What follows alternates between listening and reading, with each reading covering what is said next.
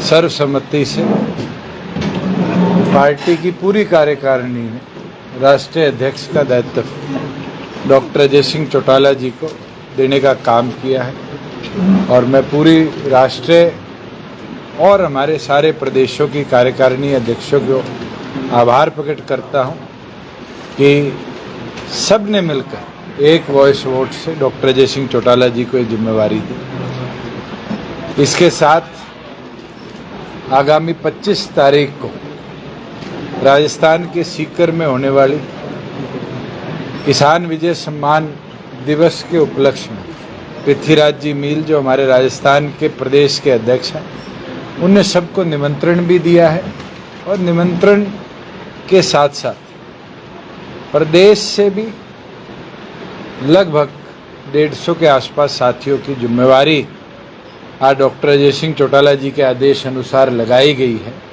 जो सभी साथी सीकर के अंदर जाकर रैली की तैयारियों को राजस्थान के अलग अलग कोने में भी देखने का काम करें। और मैं मानता हूं कि जिस धरा पर चौधरी देवीलाल जी पहली बार सांसद चुनकर इस देश के उपराष्ट्रपति पद पर सुशोभित हुए थे, उस पावन धरा को हम सब मजबूती के साथ एक ऐतिहासिक रैली का स्वरूप भी देंगे और राजस्थान के आगामी विधानसभा चुनाव का शंखनाद भी वहाँ से करने का कार्य करेंगे। जो हमारी 2 मुहिमें महिला सखी और बूथ योद्धा की चल रही है, उसके अंदर लगभग 7,200 बूथों पर बूथ योद्धा कार्यक्रम संपन्न हुआ है 19,500 बूथों से। और ये टारगेट लिया गया है कि हम सितंबर के आखिरी तक लगभग इस टारगेट को 50% और उसके बाद इसी चीज को अक्टूबर में जब हम पूरे प्रदेश में मेंबरशिप अभियान चलाएंगे 100% अक्टूबर के महीने के एंड तक हम करने का कार्य करेंगे। जनरल मेंबरशिप के लिए भी डॉक्टर अजय सिंह चौटाला जी ने आदेश दिए हैं कि इस महीने में जनरल मेंबरशिप अभियान को हम प्रिंट कराएं और अक्टूबर महीने में नए सदस्यों को 5 लाख नए सदस्यों का भी और पुराने सदस्यों को रिन्यूअल भी पूरे प्रदेश भर में किया जाएगा। उसके लिए सदस्यता अभियान की गति को बढ़ाने का काम करें।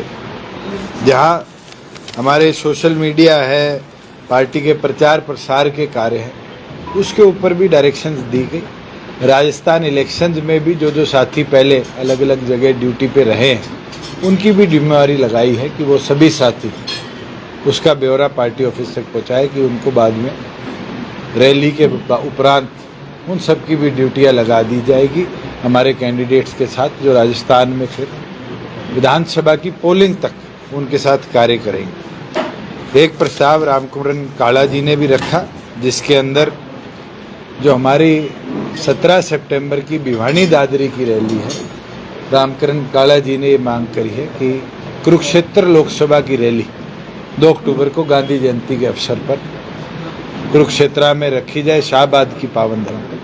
उसको डॉक्टर अजय सिंह चौटाला जी ने अनुमति देने का काम किया है। और एक आदेश डॉक्टर अजय सिंह चौटाला जी ने दिए हैं कि पार्टी संगठन के जो सेल्स हैं, उन सभी सेलों का निर्माण और उसमें फर्दर हल्कर लेवल तक जो जिम्मेवारियां नियुक्तियां देनी है, उस सारे प्रोसेस को हम मिलकर इस महीने के आखिरी तक कंप्लीट करने का काम करें। तो निशान सिंह जी ने ये विश्वास दिलाया है कि 30 सितंबर तक हरियाणा प्रदेश के सारे सेलों का निर्माण हम पूरा करें। मैं मानता हूं कि जिस प्रकार से 4.5 सालों के अंदर संगठन के ऊपर एक साथी ने काम किया है, उससे हमें मजबूती भी मिली है और मजबूती के साथ साथ संगठन को आगे ले जाने के लिए और आगे कैसे लोकसभा और विधानसभा में काम करना है, सभी साथी उस चीज़ के ऊपर तैयार है और तैयार होकर मजबूती के साथ सभी साथी आने वाले भविष्य में भी काम करेंगे।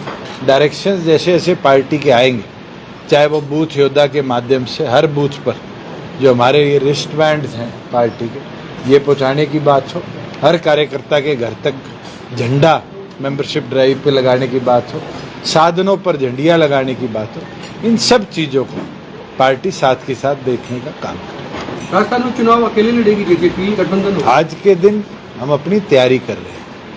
चर्चा हम एनडीए में भी इसकी कर चुके हैं आगे बैठकर निर्णय होगा, और उसमें क्या निर्णय होता है उसके बाद की बात है। मगर हमने ये निर्णय जरूर किया है कि 25 से 30 विधानसभाएं जो हम टारगेट कर चुके हैं चौधरी देवीलाल जी के समय से, हम जिन पे मजबूत रहे हैं, जीते भी हैं, हमारे विधायक भी भारी बहुमत से जीत कर आए हैं, उन सब पर पार्टी का फोकस रहेगा। ये जो नए जिले बने हैं, इसके बाद ये सीटें जो 30 हैं, ये 18 जिलों के अंदर इसका विभाजन हुआ है। तो मैं मानता हूँ ये 18 जिले हमारे लिए महत्वपूर्ण हैं।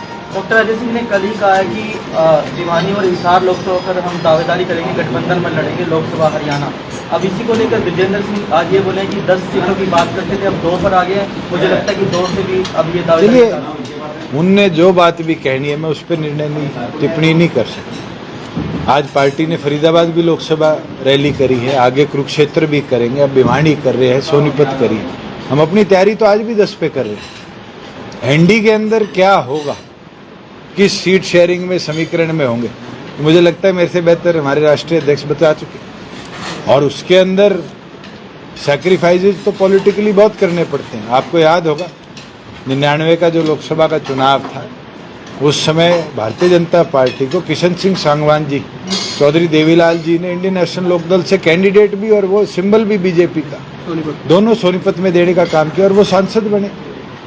क्या होता है अलायंस में, इस पे आज टिप्पणी करना प्रीमेच्योर है। क्या बीजेपी से इस बारे में कोई बात होगी गठबंधन, मतलब सीटों का अलायंस कि निरंतर कर हम बातें भी करते हैं, चर्चा भी होती क्या है। ऑफर? अभी तक कोई सीट शेयरिंग पे तो चर्चा नहीं है, ऑफर की क्या बात है। सर, आशा वर्कर हड़ताल में हरियाणा में और किसान भी बीमा फसल के लिए लड़ रहे हैं, और आपकी सरकार ने माना है कि 125 करोड़ हिसार का बकाया, और यहाँ पक्का मोर्चा देखिए, जहाँ सिरसा का भी बकाया सर, तो इसके ऊपर बात रेवेन्यू डिजास्टर मैनेजमेंट की है, 1 रुपया भी किसी का बकाया स्टेट के पास नहीं है। बहुत से फार्मर्स हैं जिनके अकाउंट लिंक्ड नहीं है, ट्रेजरी में पैसा पड़ा है, वो ट्रेजरी में जाकर अपना अकाउंट लिंक करा ले तो डीबीटी के माध्यम से पैसा आ जाए। सर, आशा वर्कर ये जवाब बड़ी क्लियरली प्रधानमंत्री फसल बीमा योजना के उपरांत विधानसभा में जेपी दलाल जी ने भी दिया था कि 643 करोड़ रुपया एक कोई कंपनी थी केंद्र सरकार ने जिसको ऑथराइज किया हुआ था जोन 3 के अंदर, उसका क्लेम अभी बकाया है। वो कंपनी ने जो हमारी हाईएस्ट ट्रिब्यूनल बॉडी होती है एग्रीकल्चर डिपार्टमेंट की, उसको अप्लाई किया, वहाँ से भी वो कंपनी क्लेम हार चुकी। अब हम वेट कर रहे हैं कि वो कंपनी पेमेंट दे। पेमेंट देते ही, क्योंकि ये काम बैंकिंग सेक्टर ने करना है, बैंक्स डायरेक्टली किसानों के खाते में पैसा ट्रांसफर कर। आशा वर्कर मेरे से मिलके गई थी नरवाना की बैठक के अंदर, आके उन्हें समस्या रखी। कई ऐसे उनके पॉइंट्स थे जिसमें मैंने सरकार में भी चर्चा करी है और उसको हम रिजॉल्व करेंगे। कई ऐसे पॉइंट्स थे जो उनके आज के नहीं हैं, जब से आशा वर्कर लगी है, जब से ड्यूज है। कॉन्स्टिट्यूशनली उनको कितना हम अप्रूव कर सकते हैं, सुप्रीम कोर्ट की कई जजमेंट्स इस पे आ चुकी है, चाहे वो Rama Devi versus state of Karnataka की जजमेंट है। उसके उपरांत क्या किया जा सकता है, ये women and child development department जो उनको देखता है वो इस पे कदम उठाए। सर, आपकी पार्टी के विधायक रामकुमार गौतम आप पे आरोप लगा, आप जो बात कह रहे हैं, एक बार उनका जवाब दे दो। आपके 2 सवाल का दे दी। जहाँ आपने बात कही सूखे की, आज के दिन हरियाणा में सूखे की मार नहीं है, कई जगह पेस्ट इन्फेक्शन से फसलें बर्बाद हुई है। एक जिले में जरूर ये आया है कि डेफिसिट रेनफॉल है, रेनफॉल जरूर है, डेफिसिट है। जनरल गिरदावरी 5 सितंबर से 5 अक्टूबर को पूरे प्रदेश में चल रही है। जहाँ जहाँ डेफिसिट रेनफॉल के बाद क्रॉप लॉस का कोई भी हमारे पास डाटा आएगा, उसके उपरांत सरकार सर, तलवंडी रोड और एयरपोर्ट को लेकर लोगों में समस्या बनी। हमारे पास फॉरेस्ट डिपार्टमेंट का नो ऑब्जेक्शन सर्टिफिकेट आ गया है। कल बैठक है और जल्द इसका डीपीआर तैयार करके हम टेंडर कर देंगे कि यहाँ पर जो पेड़ कट के सड़क बननी है वो सड़क बननी। विधानसभा सत्र जब भी होता है तो चाचा के घर में भतीजे जरूर होते हैं, इसकी क्या वजह बनती है? आपके चाचा जी है? आपके चाचा जी? नहीं, मैं तो पीड़ित हूँ, आप भी पीड़ित हो।